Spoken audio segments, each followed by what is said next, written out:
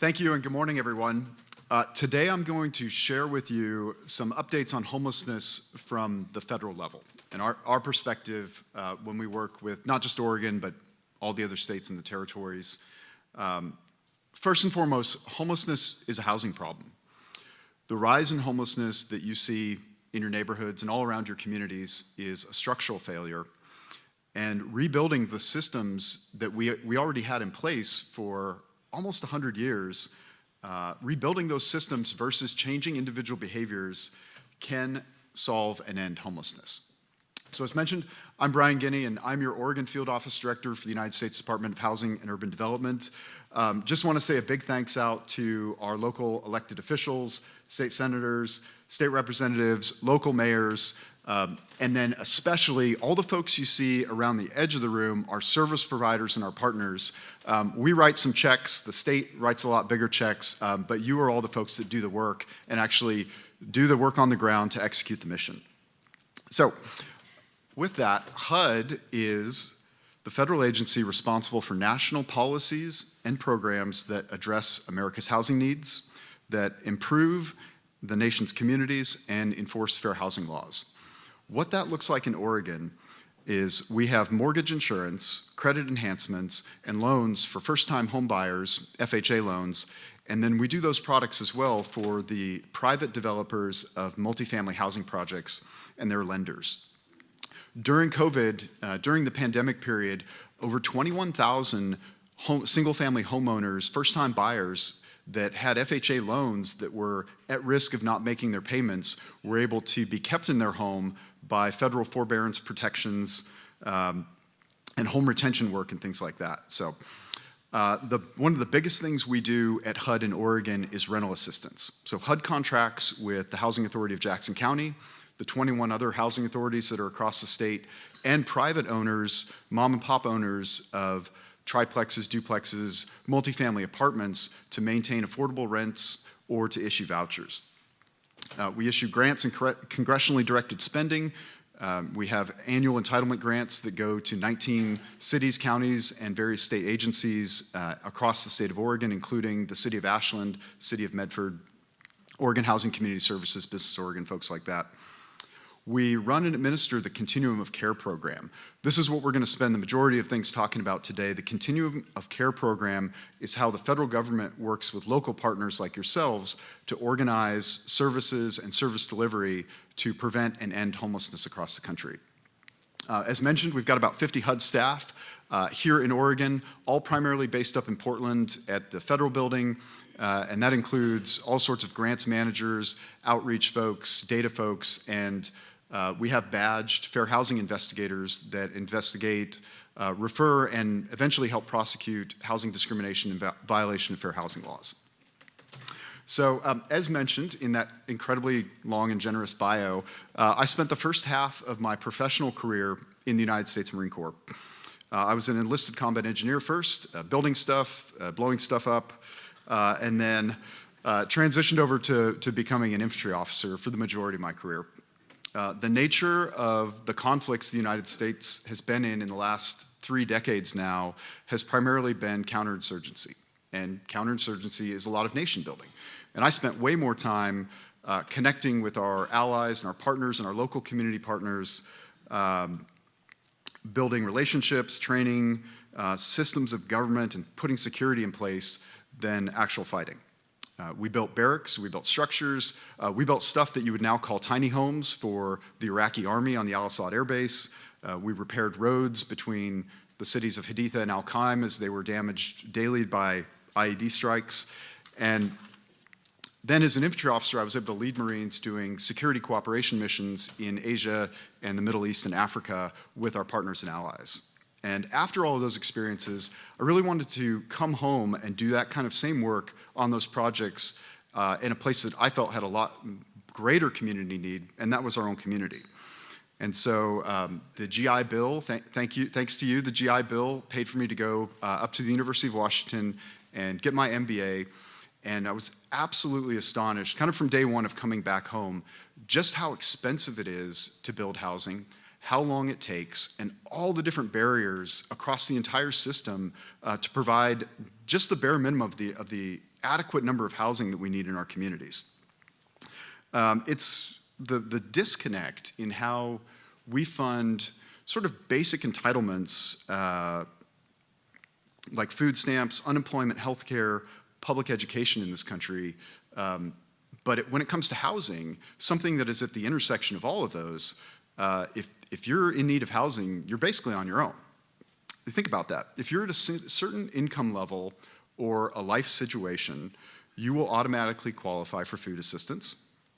But in Oregon, and particularly here in the Rogue Valley, if you qualify for housing assistance, Congress and we, HUD, the federal government, we only fund one housing voucher for every 2 to 3 families, probably a little higher than that would be eligible to receive housing assistance. The Housing Authority of Jackson County is one of the highest performing public housing authorities in the Pacific Northwest. How we measure voucher utilization and how they spend their funds and the folks they're serving and the time in homelessness, one of the highest performing. Today, they're administering 2,272 vouchers, and they have approximately 2,637 folks on the wait list waiting for a voucher who have applied, and that average wait time is 3 years. Could you wait 3 years for housing? Could I? Most people who are eligible don't even bother applying. What do? They get by. 2 or 3 families doubled up in one unit, or someone's spending 60 or 70% of their income on rent. They just get by. So I want to talk for a little bit about the structural systems of care, and is the theme of this conference how we got to this point. Way back to 1854, Oregon's territorial government requires the counties in Oregon to care for their impoverished residents. Some, like widows or veterans, they receive direct cash payments from the counties, what we might call universal basic income today. But most counties in the state, and this is a term from 1880s, and this is not my term, but established poor farms. I don't think we would call that today, but that's what they were. If somebody is controlling the slides, could you go to the next slide, please? Or if I'm controlling it, somebody could let me know. Somehow this just popped up, so. One more, please. Okay, y'all here probably look at this. Oregon Public Broadcasting, Jefferson Public Radio, and the Southern Oregon Historical Society did a really excellent piece last year on the Jackson County Poor Farm, and this is a picture of it. It was a means of last resort for community members, folks who had conditions, they just couldn't make it. 1935 was the peak of county poor farms. The Great Depression, President Roosevelt's New Deal, and the Social Security Act of 1935 brought a federal funding structure, and since the passage of the Housing Act in 1937, the federal government has provided housing assistance to low-income renters. Most poor farms began to disappear around that time. They turned into county hospitals or nursing homes. The Great Depression also came right in the middle of Oregon's first 2 housing crises. So we're in the 3rd major housing crisis right now. We've had 2 previous before. How we define a housing crisis is a great number, a great deficit in the housing production, and depending on kind of which study you're looking at, Eco Northwest, local community housing needs analysis, some of the work the state agencies are doing. Currently, we have a deficit of around 104 to 180,000 homes today in Oregon for people that are looking for homes but can't find them. It's projected in the next 20 years, we need 580,000 new homes at 20,000 homes a year annually that we build. We're barely scraping by with building half of that. That's why you see all this tremendous work in the state legislature and Governor Kotek setting an annual housing production target of 36,000 homes. So we talk about housing crisis. There's 104,000 to 180,000 people today in Oregon that need a home, and there just physically isn't one there. So World War I, first housing crisis in the state, a flood of new residents for the wartime economies, primarily in the Portland region and on the coast for shipbuilding. World War II, the second major housing crisis, with 10,000 units created in less than 2 years, the city of Vanport, right on the north edge of Portland, became the largest federal wartime housing project in the United States. As a temporary city, it was governed by the Housing Authority of Portland, and in 2 years, it became the second largest city in Oregon. Topped out around 40,000 residents, and then post-war went down to about 35,000 residents. From the 1930s to the 1970s, the federal government played a really aggressive role in expanding the housing stock by financing the construction of new homes for tens of thousands of families across the country. HUD itself was founded as a cabinet-level agency during Lyndon Johnson's administration as part of his Great Society. And he set out to build and rehabilitate millions of housing units. The passage of the Housing Act of 1968, Congress committed to the goal of producing 2.6 million units of housing annually, including 600,000 a year for low-income households. I'm here with some of our HUD Oregon staff today. Kirsten Ray's in the back. We recently went out to Condon in north central Oregon, Condon and Fossil. There are still, the Pioneer Community Development, there's still housing there today that HUD built in the 1970s when we were the sole funder of a housing project. Imagine that today. It takes 52 funders to get a single development together, and low-income housing tax credit and OHCS and Habitat for Humanity and everything else. But there are still these housing developments in Oregon from the 70s when we would come in and build all this stuff. So concentrated poverty, back to the 70s, concentrated poverty in cities, social unrest in public housing, the projects, the anti-Black racism that triggered in voters and politicians led Johnson's successor, President Nixon, to put a moratorium on government-financed housing projects. HUD would instead provide eligible applicants vouchers to help pay for their housing. From 1980 to 1988, the current administration at that time, cut HUD's budget by more than 50%. If you could go 2 slides forward. This is kind of what it looks like. The portion, and then within that, the portion of HUD's budget going towards public housing specifically went from 80% to 4%. Essentially, we stopped building public housing at the federal level. By 1983, a mere 10,000 units of newly constructed public housing were budgeted for, a fraction of the hundreds of thousands that were produced in the mid-70s. And compare that with the 2.6 million goal of just 15 years prior to that. Next slide, please. So fast forward to the present, where we are today, the assumption that vouchers and the private market will meet the need for housing could not have been more wrong, and the systems have never fully recovered from that funding. The problem is structural. Our federal government is just not set up to address the housing crisis on the scale that it is across the country. We feel it here in the West Coast, and we feel it particularly in rural Oregon, but it's not unique to Oregon or the West Coast. The entire nation is in a housing crisis right now. Today, we play a large but largely indirect role in the housing market. We operate through incentives, credits, guarantees, subsidies, vouchers, annual formula and competitive grant money. Rather than building and operating housing, we make mortgages cheaper and cover parts of private rent. It may come to a surprise to many of you in here today that the largest funding mechanism for building new affordable housing is something called the Low-Income Housing Tax Credit. This was created by President Ronald Reagan in the 1986 Tax Act as a way to bring private investment into affordable housing when the federal government wanted to disinvest. Over 90% of all affordable housing in the nation has some form of LIHTC in it involved, which makes the Internal Revenue Service, not HUD or Veterans or HHS, the IRS is the biggest funder of new affordable housing developments in the country. Yeah. There's something else that's preventing us at the federal level from addressing this crisis at the scale and the urgency required, and that's the 10th Amendment to the Constitution. Unlike my experience in Iraq, where we could just roll up and survey a site and start building the next week and get people into housing, like make stuff happen. Unlike that, land use policy in the United States is not the purview of the federal government. It's the purview of the states. State land use laws, here in Oregon, Goal 10, urban growth boundaries, 36 counties, 241 cities, each with their own variation and their own political motivations and their own, probably most important, their own capacity to carry out housing and homeless services at the local level. It's just an incredible patchwork. And so there's no way to implement major reforms in a widespread way like we do overseas.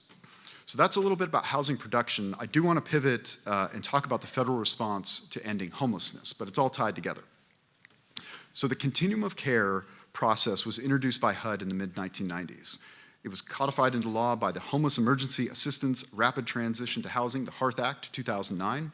And the COC process was developed to coordinate the distribution of several competitive homeless programs into one jurisdiction, many jurisdictions across regions. The term continuum of care is used in many different ways and can refer to the planning process, to a collection of stakeholders, geographic area that is governed by the COC, the actual grant received, and it's either organized by a local government agency or a community nonprofit. Here in the Rogue Valley, your continuum of care is OR 502, which is the Jackson County Homeless Task Force, Access, Options for Homeless Residents of Ashland, Community Works Inc., and Rogue Retreat. The COC process involves compiling information about homelessness in the community, including information about the population, inventory of homeless assistance and resources, and this information is used to help develop a list of priorities for funding, which helps determine how much a community funding will receive from HUD and for what projects. Each COC takes its own regional approach to coordinating and funding requests for coordinated entry, planning, and then maintaining the homeless management information system, the sort of list of all the folks that need to be served in an area. Here in Oregon, Oregon Housing Community Services, our state housing department, Mike Savara is a gentleman over there who is the lead for coordinating all of the continuum of cares across the state and really moving the absolute historic amount of funding that's come through in the last couple of years, thanks to the Oregon legislature, through the COC structure to get that funding out to your organizations that are actually out and doing the work. COCs are required in exchange for federal money to track their outcomes, track their measurements of performance, and put those in annual performance reports. And those are all available online, publicly available. Anyone can go and see how their COC is doing. One of the biggest things a COC does is the annual point in time count. This is the count of sheltered and unsheltered people experiencing homelessness on a single night in January. Next slide, please. So this is the point in time count here for the Jackson County COC, looking back just in about the last 10 years. So on a single night in January 2023, 1,143 folks were counted as experiencing homelessness. Now the point in time count is a federal thing. We know it's an undercount, but it's a pretty consistent undercount across years and decades, and so it's pretty predictable for looking at trends. But look at from 2013 about to 2020, pretty consistent numbers of unsheltered folks, 600, 700 range. And then January 2022, the count goes up to 1,251 folks. We all know what happened. Wildfires, COVID, in a quick succession, straight up. And then from 2022, January 2022 to January 2023, the count actually decreased by 8.6%, roughly 110 folks. So what happened? So if we look at the state of Oregon from the whole state of Oregon from 2022 to 2023, across the state, the count of homelessness actually rose 12%. So this line keeps going up, if you're on this side. But here in Jackson County, it actually goes down. So what's going on? What is happening here? What is the secret sauce? Well, new shelter beds and new resources came online as a result of the fire and the pandemic. The center that was talked about right across the street here, 68 beds. Hope Village, 38 new beds. The Redwood Inn, 47 units. The Jackson, 84 units. The Urban Campground, 125. The emergency housing vouchers for the Housing Authority. I think Senator Merkley's field representative, Dana Black, is here. There she is. Our congressional representatives went and fought for more emergency housing vouchers to come to Oregon. 68 more emergency housing vouchers came into Housing Authority here in Jackson County. It's like 400 and something new units. So this is really important because when we go around the state, and especially in other parts of the country, often we'll hear concerns, genuine concerns from communities saying, if we build more capacity, we will have more homeless. If we build more shelters, our numbers will go up. And it's probably a little too soon. I can't wait to come back here next year to check in a couple more months. Probably a little too soon to tie these things together. But what's happening here in Jackson County clearly counters that narrative. You all are putting in resources and getting folks housed, and the numbers are going down. What else is going on here? Next slide, please. Okay, population for Jackson County in the last 10 years. A couple of these next slides, I just pulled data from the Federal Reserve Bank of St. Louis, I believe. They maintain a pretty accessible public statistics on a lot of these things we're going to talk about. You can go and check out. But again, no surprise to anybody in the room here. From 2000 to 2022, we'll just pick on the city of Medford. Annual population growth 1.3%. Overall population grew 30% between 2000 and 2022, from about 66,000 folks to 90,000, over 90,000. During that same time, Medford had an increase of 7,400 dwelling units. A majority of those units were single family, about 30%, 2,194 were multifamily housing.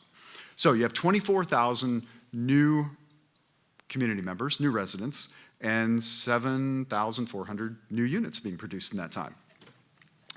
From the period of 2009 through December 2020, Medford issued permits for 3,610 dwelling units with an average of 328 permits issued per year. These statistics I'm quoting from the most recent housing needs analysis the city of Medford did with Eco Northwest and all that.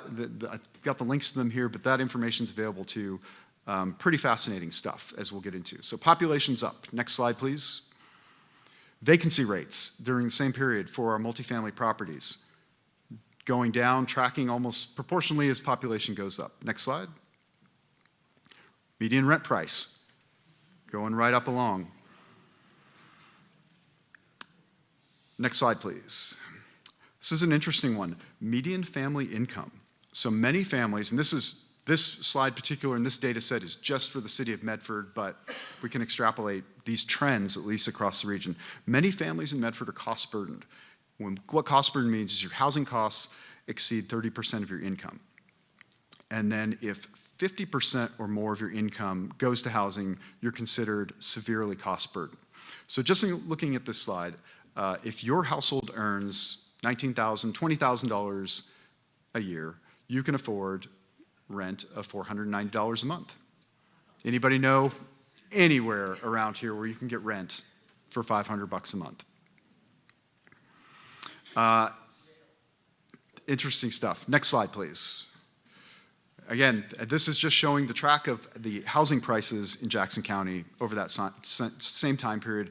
Again, if you're here, no surprise. But add in the historic interest rates we've had in the last couple of years, add the cost of construction, labor, material, permitting, everything else.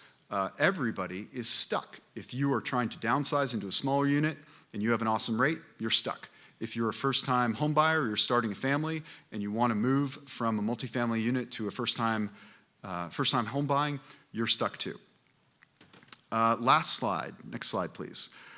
Some interesting stuff that Redfin puts online for free in different areas. They have a lot of interesting market data on the cost per house and vacancy rates and all this stuff, but they also show where's everybody coming from and all of their searches. And so just really fascinating. People coming into Medford, Los Angeles home buyers searched to move into Medford more than any other metro, followed by San Francisco and Seattle. So within Oregon, Portland, Willamette Valley, folks are coming in from Medford, but then Los Angeles, San Francisco, Seattle, and then some of the other markets, Las Vegas, and it looks like Phoenix. So, yeah, the confluence here, high home prices, low or no vacancy rates, population growth, a truly historic wildfire in the urban interface, in the urban areas that we've never seen before anywhere in the West, up until, unfortunately, what just happened in Lahaina in Hawaii last year. The pandemic, places where it is difficult to build quickly and cheaply, build more homes, that corresponds with high numbers of homelessness, and particularly here, high numbers of unsheltered homelessness. There's a lot of groundbreaking research. Professor Greg Colbin up at the University of Washington has done on this. Would highly recommend. He put out a book a couple years ago looking at not just Oregon or Seattle or Los Angeles, but a lot of major metros across the country for that. But in conclusion, regions need two types of investments. Operating investments to fund housing support, the maintenance of services, and then of course the capital investments to construct housing. And where housing is difficult to construct, changes to regulation and land use policy are needed. Continuing to diagnose homelessness as a problem of the individual will undermine these efforts to prevent and end it. The country requires a structural understanding of homelessness and a structural response to homelessness. There are some big bright spots. Veterans homelessness in the United States has declined significantly over the last 10 years as a concentrated effort, veteran-specific vouchers, veteran-specific caseworkers, veterans homes, things like that, pouring all these resources into one very specific population of homelessness had dramatic effects in reducing it. Another bright spot, what's happening here? We want to, as your federal partners, we want to know more about the special sauce that's happening down here in Jackson County, the Rogue Valley, so we can take that to every part of the state. Every community in the state should have had an 8% decrease last year instead of a continued 12% increase across the state. So as your HUD Oregon field-based staff, we're throwing everything in the kitchen sink from what we control along two main axes here in the state: reducing unsheltered homelessness, particularly in our metro areas, and increasing housing production in rural Oregon. We can get a lot more return on our investment for limited federal funds with units in rural Oregon than might just be a drop in the bucket in some of our larger metro areas. And if rural communities can increase their housing supply, that's a lot less of their community members that end up going to Portland and places like that. So we're deploying a historic amount of federal resources through our congressional partners, through our state partners, but a historic amount of federal resources with this administration, more federal resources for housing now than at least in the last 10 years. We're looking across the state at squeezing any efficiency out of the system for voucher utilization, landlord recruitment, recruiting private landlords and giving them the assurances, financial support, things like that to take on tenants with housing choice vouchers, Section 8 vouchers, leveraging our other federal partners at the USDA Rural Development, Health and Human Services, Veterans, Department of Transportation, the Environmental Protection Agency to put all of their resources into housing. And then looking at our vacancy rates, our multifamily vacancy rates across the state to try to find those little efficiencies. And then, of course, to share what's working with our other partners across the state. In our disaggregated and decentralized systems of funding and the regulations, the real power for making change fast is at the state level. And so I'm happy to be followed. I think I've got time for questions, but I'll be followed by State Representative Pam Marsh, one of the fiercest champions that you have, your local champion for action at the state level.